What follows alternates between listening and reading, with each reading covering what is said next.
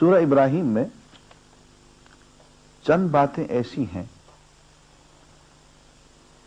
جو موجودہ سائنس جن کی خوشہ چینی کر سکتی ہے. میں یہ نہیں کہوں گا کہ قرآن سائنس کی تائید کر رہا ہے. قرآن کو اس کی ضرورت نہیں ہے. مدت سے سائنس قرآن کا پیچھا کر رہی ہے.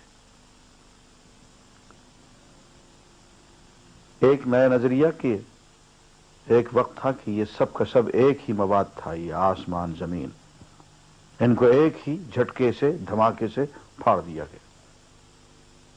آج کل یہی کہا جا رہا ہے. ہو سکتا ہے درست ہو. اور اس کے بعد آج کل کی تحقیق یہ بھی کہہ رہی ہے کہ ہر زندہ چیز کی زندگی کی بنیاد میں پانی ہے. پانی زندگی کا مصدر و منبع ہے. یہ آج کی سائنس کہہ رہی ہے. دیکھتے ہیں 1400 سال پہلے قرآن مجید نے اس کے بارے میں کیا کہا ہے. ارشاد گرامی ہے سورہ الانبیاء آیت نمبر 30.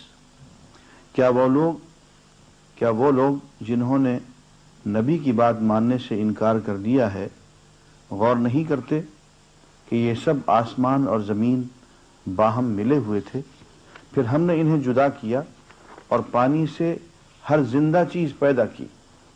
کیا وہ ہماری اس خلاقی کو نہیں مانتے؟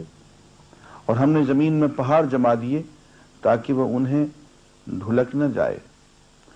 لے کر ڈھلک نہ جائے، اور اس میں کشادہ راہیں بنا دی شاید کہ لوگ اپنا راستہ معلوم کر لیں. اور ہم نے آسمان کو ایک محفوظ چھت بنا دیا، مگر یہ ہے کہ اس کی نشانیوں کی طرف توجہ ہی نہیں کرتے.